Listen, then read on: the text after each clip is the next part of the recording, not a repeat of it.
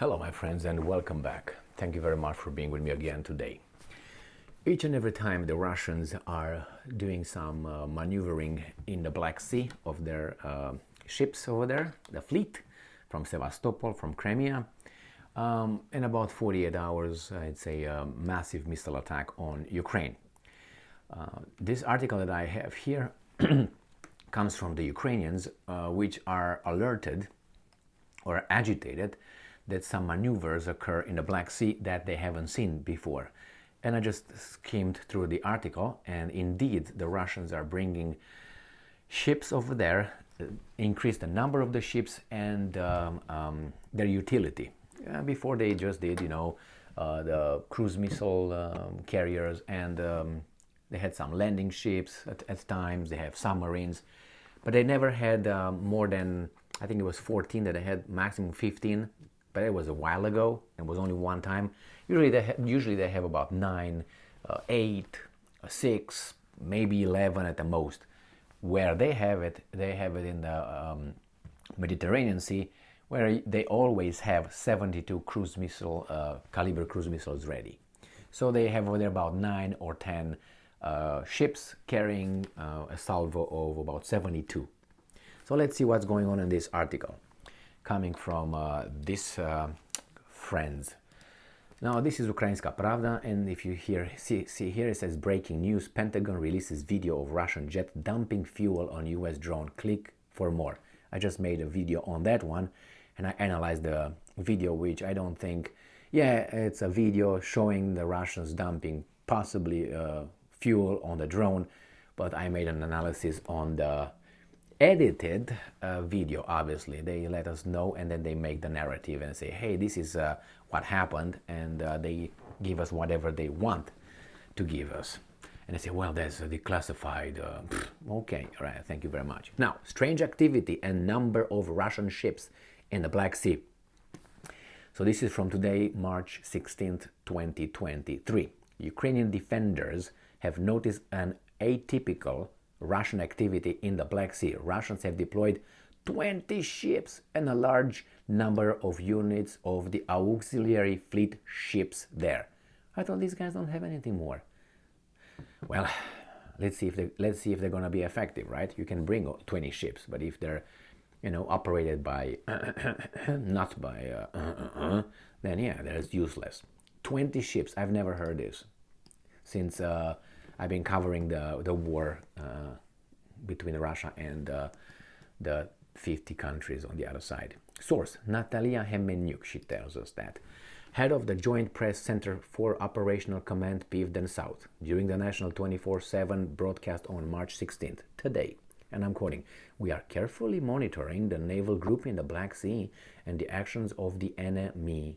Black Sea enemy. Good. Atypical activity and number of ships groups were recorded. There are currently 20 units in the Black Sea, including 4 missile carriers. One of them is underwater. Is that a submarine? Is that how it's called? The total salvo of 28 missiles that can be equipped for launch. Also, according to Hemenyuk, many units of the auxiliary fleet were recorded at sea. I never heard about this auxiliary fleet before.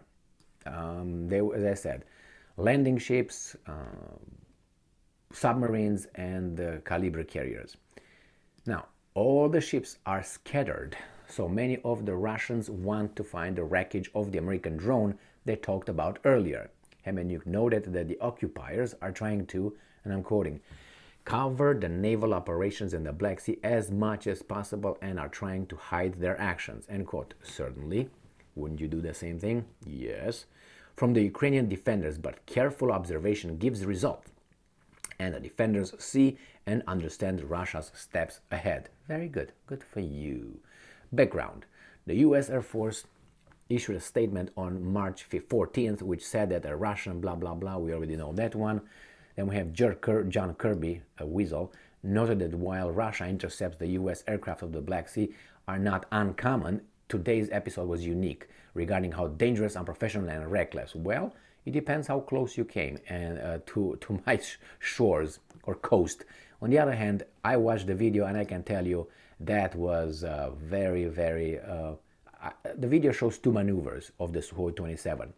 And I can tell you that those maneuvers were not done by a novice or, like a greenhorn, like a grasshopper. No, it was done by an expert.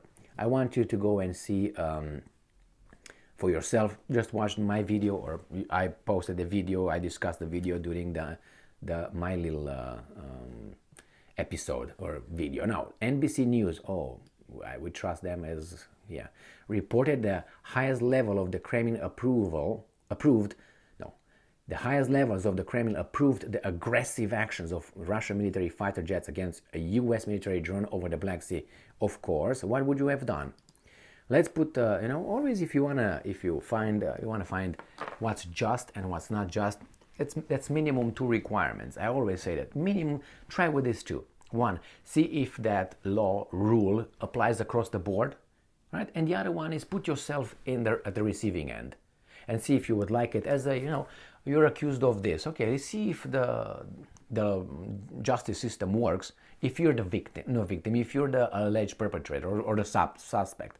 And if you see that everything is fair and just, you say, yeah, and that law or the procedure, the policy really seem to work. But if you don't like it, you're going to find immediately, oh, no, I don't like that one. No, wait, we have questions. But when you are in it, and if it's across the board, that means put this the other way around. Or there's the first two things that I mentioned are related. In what way? It's about you putting yourself in the other person's shoes and make sure that applies to each and every person equally and justly. That means put that, let's say we have a North Korean drone or Chinese drone or a Russian drone around the coast of the United States of America, and the United States of America says, you know what, you violated our airspace because we are at war with Canada. Anyway, so we are at war with Canada, so when you are at war with that, with a country close to you, you expand your territorial airspace and the territorial waters. Why? For the for the obvious reason, you want to be able to intercept whomever comes closer. And they know it's a war zone. So if you come closer, I don't want to say, well, blame the victim or that this BS, the woke mentality tells us. No, is you knew that if you go at 2 o'clock a.m. in that certain neighborhood, you might be asked a few questions and maybe you get in trouble. So it's, you increase the risk. And we know this, safety is my goal. Are you safe? Safe. Everything about being safe, keeping us safe, giving us safe. Well, I don't think that was safe. Sending a drone on the war zone, I don't think that was safe. So what did you expect? Do you expect the Russians to come and caress you a little bit, give you some candies, and invite you to go over Moscow or something? I mean, really. So if you really want to be safe, you don't really expose certain things. I mean, you want to get in trouble? Go, I don't know, at 1 a.m. or midnight in a certain bar in a certain neighborhood. And I guarantee you, and go in the wrong, how should I put, as I said, wrong neighborhood is good enough. Go as a to a and you're going to find out immediately how people will look at you and say, what is this you're doing here? And I guarantee you're going to increase exponentially the risks of being bang bang or bang bang. And you say, well, it's the guy's fault. It is the guy's fault because they create the situation that is over there. Okay, what can you control? I mean, you can't control what the other person does, but you can control what you can do. So if you don't avoid that, yeah, that's a bad dude, but you knew he was a bad dude. Okay, so let's say, I'm just giving an example. You're a person infested of something, a little STD or something, and you know about. And you go, nevertheless, I'm just going to go for it. And then, diagnostic AIDS. Well, didn't you know? Yes. Which is a bad... Yeah, but didn't you know that? I mean, stay away. No, but it was in my right to go and do it. Then, this is the consequence. What did you expect? What did you expect? To heal her or something? Anyway, this is how these guys are turning and twisting their little logic, if you want. So it's very interesting again that the Russians bring 20 ships over there. I've never seen this.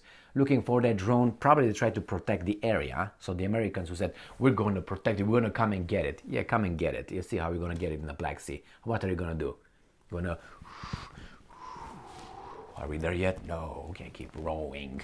No, what are you going to do? You're going to send some American warships in the which are already in the Black Sea, in Constanța, in Romania. You send them over there, the Black Sea, to check it. The Russians already, protected the zone, let's put it this way, and they're searching for it. Do they find something? I don't think so. In that depth and the whole thing, the little drone splintered in 1,000 pieces or more. Anyway, big development. I'm not expecting them to launch a massive missile attack, but I think they're on high alert regarding the guys that are not supposed to be around that area. Are not supposed to, not because it's illegal, but it's as illegal as the Russians putting nuclear weapons in Cuba, or as illegal as the Russians putting in Nicaragua some nuclear weapons. It's not illegal if the countries discuss that. It's not illegal. But you don't like it. Did you like it in 1962? No, you didn't. Was it illegal? No. So you see how legality changes according to your interest? Now that's not justice. That is, I got the power to tell you what to do and you follow my orders. You don't, I'm going to try to punch you in the face. See, Ukraine, that's what's going on right now. Thank you very much for being with me again today. Stay strong, stay smart, look for the truth, and be just.